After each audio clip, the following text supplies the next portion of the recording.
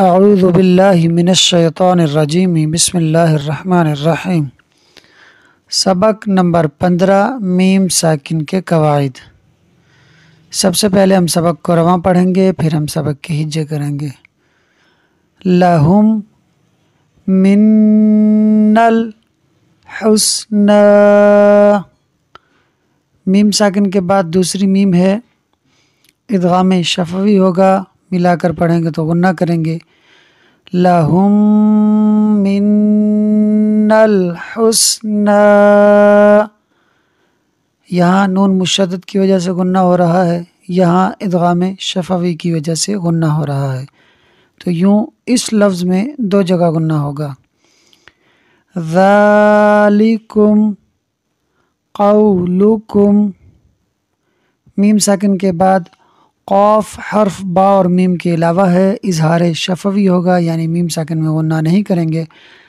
ذالکم قولکم بعضکم ببعض، میم ساکن کے بعد حرف با ہے، اخفاء شفوی ہوگا، یعنی میم ساکن میں غنہ کریں گے، ملا کر پڑھیں گے تو بعضکم ببعض غنہ کریں گے۔ علیہم غضب، میم ساکن کے بعد غین حرف با اور میم کے علاوہ ہے، اظہار شفوی ہوگا، یعنی میم ساکن میں غنہ نہیں کریں گے، تو ملا کر پڑھیں گے علیہم غضب۔ اب ہم سبق کے ہجے کرتے ہیں۔ لام زبر لا، ہا میم میم پیش ہم لہم، ہجے میں اس میم کا نام لیں گے، رواں میں اس ہا کو اس میم سے ملائیں گے۔ میم نون زیر من، لہم من، نون لام زبر نل، لہم من الحا سین پیش حس، لہم من الحسن، نون کھڑا زبر نا، لہم من الحسن، الف لکھنے میں ہے، پڑھیں گے نہیں، یہ نون کے ساتھ جو الف ہے یہ بھی صرف لکھا ہوا ہے، اس کو نہیں پڑھیں گے۔ یہاں نون کے ساتھ جو یا ہے یہ بھی صرف لکھنے میں ہے، اس کو نہیں پڑھیں گے۔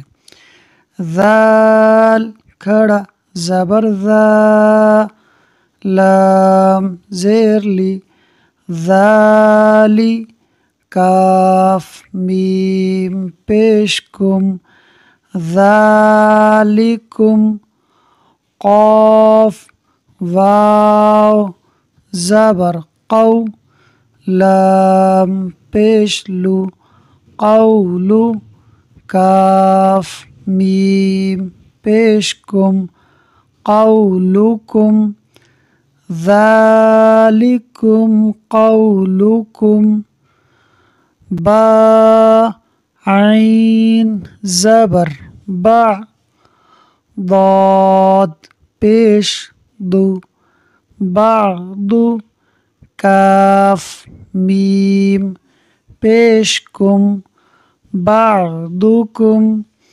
با زیر بی، با عین زبر با، بی با، ضاد دو زیر دن، بی بعض، بعضکم بی بعض، عین زبر ع، لام یا زبر لی، علی، ہا میم زیر ہم، علیہم، غین زبر غا، ضاد زبر ضا، غضا، با دو پیش بن، غضب، علیہم غضب،